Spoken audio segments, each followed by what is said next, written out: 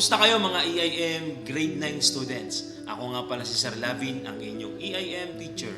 And I hope you're having a great day at ligtas sa anumang sakuna at karamdaman. Now we are on our third week. Okay, so third week. So we will continue the topic that we had last week. So ano nga ang ating lesson last week? If you still remember? Sige nga. Tama. So our topic last week was all about electrical symbols. So these symbols are used in sketching.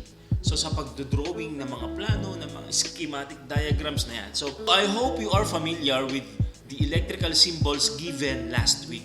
Kasi gagamitin natin siya ngayon sa pag-create o paggawa ng mga diagrams. Okay? So let's move on. So our topic for this week is electrical circuit diagrams, conditions, and classifications and plans. So after this lesson, you are expected to analyze and evaluate the different electrical wiring diagram and plan, draw and interpret electrical wiring diagram and plan in line with the job requirement, and appreciate the value of electrical diagram, classification, condition, and plan. So let's move on. So in this topic, we are going to discuss the types of circuit. So number one is the series circuit. Yan, as seen in the diagram. Yan. So series circuit is a circuit in which lamps are arranged in a chain so that the current has only one path to take. So if you will notice sa ating diagram, so para siyang chain. Okay? Dugsong-dugsong yung pagkaka-sketch o pagkaka-drawing ng mga devices or electrical components. In this case, meron tayong battery or this is the power source, and then we have 3 resistors. Okay? So sa example, resistors ang ginamit, pero later on I will show you a different example. Okay? So another term for that is connected end to end. Okay? So this one, yung R1 or yung resistor 1 is connected dun sa resistor 2 in a manner which is they are connected end to end. So this is the end terminal of the resistor 1. It is connected to the terminal of the resistor 2 or resistor number. Okay? And resistor number 2 is connected to resistor number 3 to its end. So para siyang chain. So it's an end-to-end connection. Okay? Sunod-sunod. Kaya nga series, di ba? Kung nanonood kayo ng mga series, di ba? Anong sikat na series ngayon? Squid Game. Diba? Kaya nga series, sunod-sunod. So ganun din sa series circuit, ang pagkakakoneksyon o pagkakakonect ng mga components are in series or sunod-sunod. Okay? And there is only one path or flowing through that circuit. Okay? Yan. One path lang yan. So later on, papakita ko sa inyo ano ba ibig sabihin ng one path. Okay? The another type is the parallel circuit. Now, sa parallel circuit, it is a circuit in which lamp or devices are connected across the wires. So the voltage across each load on parallel circuit is the same. The advantage of using parallel circuit is that even if one of the lamps fails, the remaining lamps will still function. So parallel circuit na makikita natin ang pagkakakonekta sa kanila sa bawat devices or sa lamps are in parallel manner. Okay? Or across the wire. Unlike doon sa ating kaninang series circuit, siya ay yan, sunod-sunod, end to end. In this manner, sa parallel naman, they are across the line. Okay. So later on, pakita ko sa inyo mga example pa. So ang third one is the combination of series parallel circuit. So meaning, pinagsama yung series circuit and parallel circuit in a single circuit as shown in this picture. Yan. So later on, we will dig deeper. We will discuss further the differences between series and parallel circuit kasi medyo complex ang usapan na yan, especially in. Now, to explain further yung series and parallel connection, I have here an example. Okay? So, here is an example of a schematic diagram ng series circuit. So we have here a battery or dry cell. We have here a switch, and we have two lamps or bulbs, okay, connected in series. Kasi yung kanilang connection is from end to end. So ito, yung end ng isang terminal connected sa isang end nung another bulb. Okay? So this is an example of schematic diagram of series circuit. Now, so this is an example of pictogram. Okay? So pictorial representation of the diagram. Okay? Now, here's what will happen. If I turn on, see, if I turn on the switch, the two bulbs will, of course, be energized or iilaw. Okay? So that's the example of series circuit. Okay? Kita nyo, umilaw. Wow, sarap pala malaroin ito.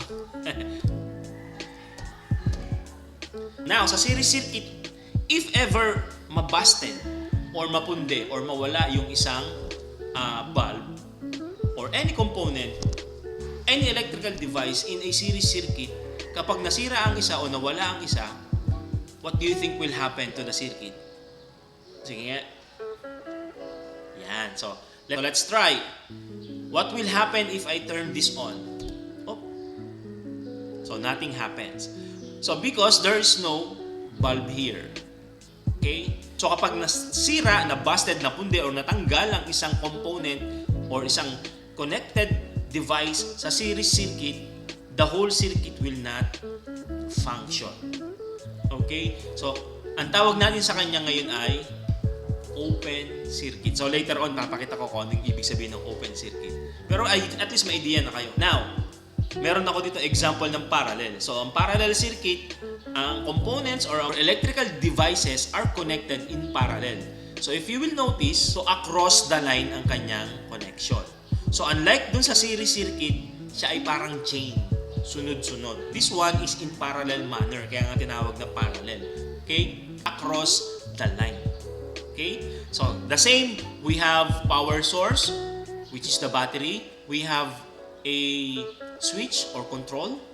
We have two bulbs connected in parallel. Okay? So, this is the schematic diagram of this simple parallel circuit. Pwede rin dalawa or pwede tatlo. So, the only difference is itong circuit na ito ay tatlo. So, tatlo na ang kanyang bulb. Okay? Now, let's see what will happen if we turn this on. Of course, the bulbs will be energized. Okay?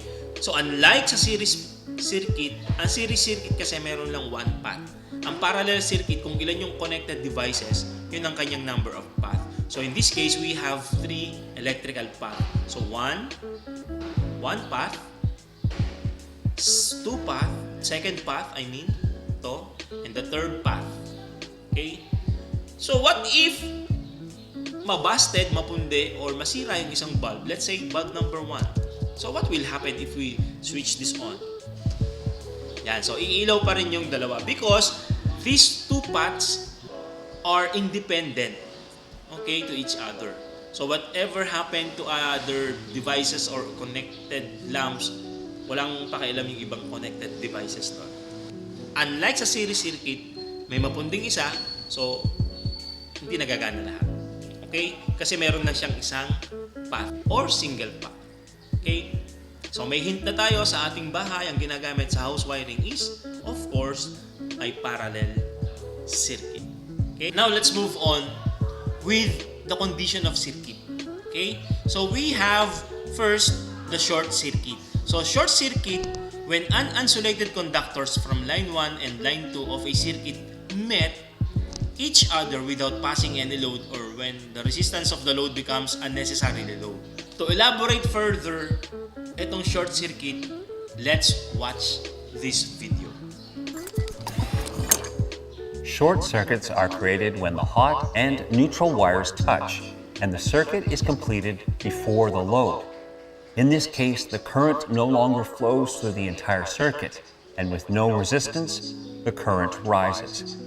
Without any protection, this increased current will cause the wires to heat up, burn out, and will start an electrical fire.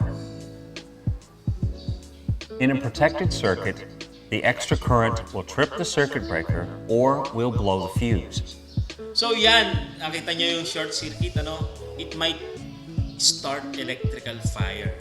Kaya dapat meron talagang circuit protective device ang ating mga circuit. Okay, so pag-aaralan natin yan sa mga susunod pa. Okay, let's move on. Next is the open circuit. So, when the flow of current in a circuit is incomplete or when the circuit is switched off, it is said to be open circuit. So, meaning hindi gumagana. So, remember yung kanina yung series circuit, nung nawala yung isang bulb.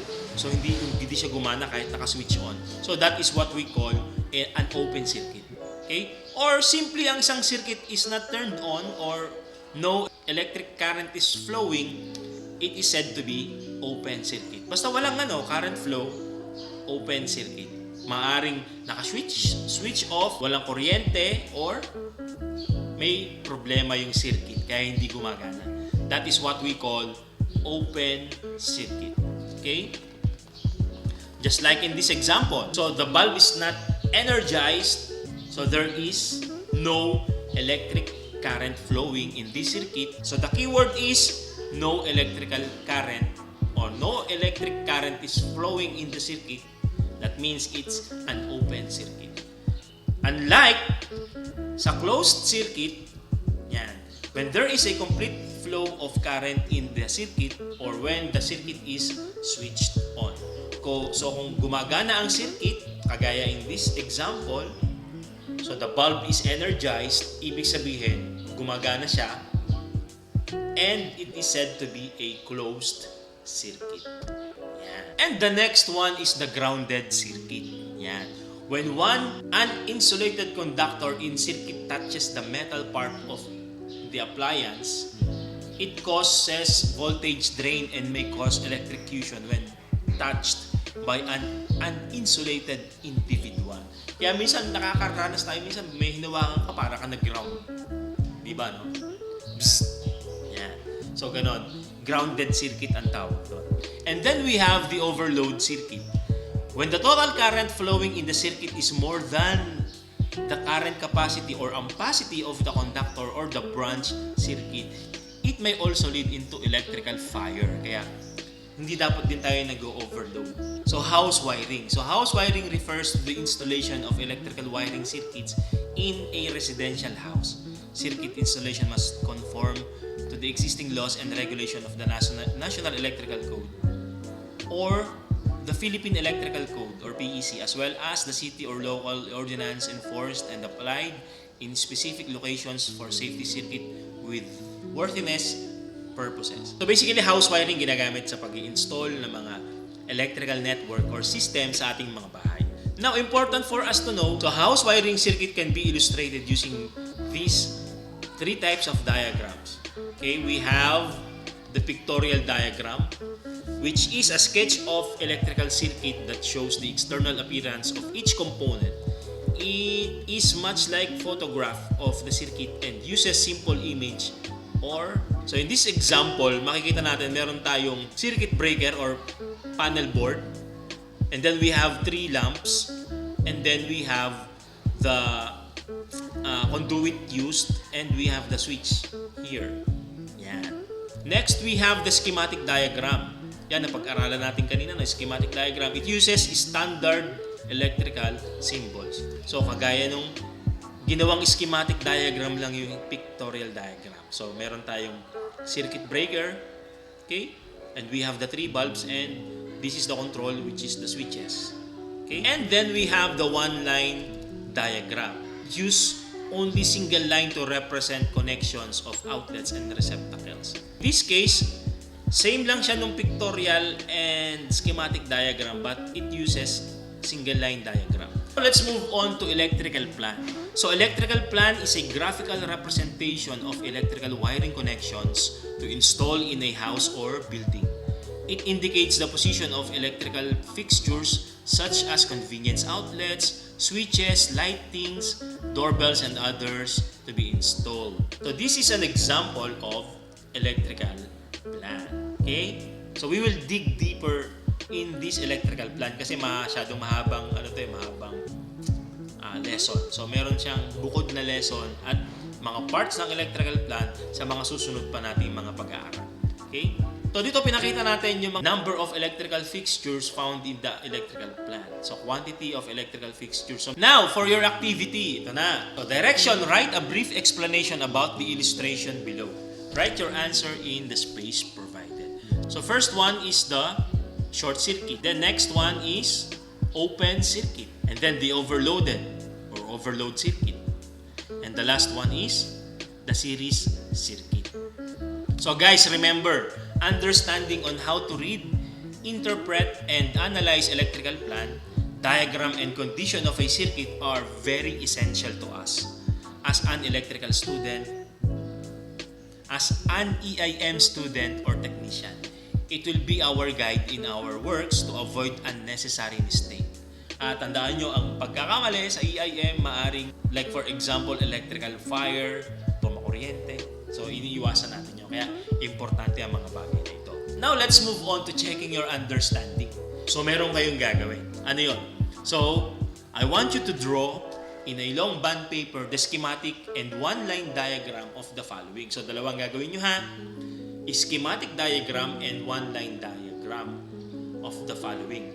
Number 1. 2 bulbs connected in series and controlled by a single pole switch.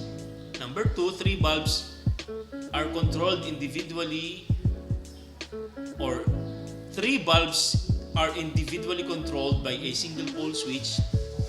And number 3, lamp A and lamp B are individually controlled by a single pole switch in one location. Ibig sabihin, isa lang yung location ng kanyang switch. And after nyong gawin yung activity na yun, pati yung checking your understanding, I want you to answer this summative test. Napakadali niyan. So, all the things you've learned from week number 2 and week number 3 is here. So, sagutin nyo lang. And do not forget guys, yung ating reflective learning. This is one of the important things na talagang chine-checkan ko. Okay? Yung reflective learning. So, from week 2 and week 3, so what are the things you've learned? Okay? So, I want you to express yourself kahit sa Tagalog or English in your own words. So in your own words, express what have you learned. Okay? At dyan nagtatapos ang ating week number 3. So kung meron kayong tanong, do not hesitate to chat me in my FB account. And please add me sa inyong FB para madali tayong magkaroon ng communication. Again, this is Sir Lavin, your EIM teacher saying, goodbye class, God bless and keep safe. See you next week. Bye-bye!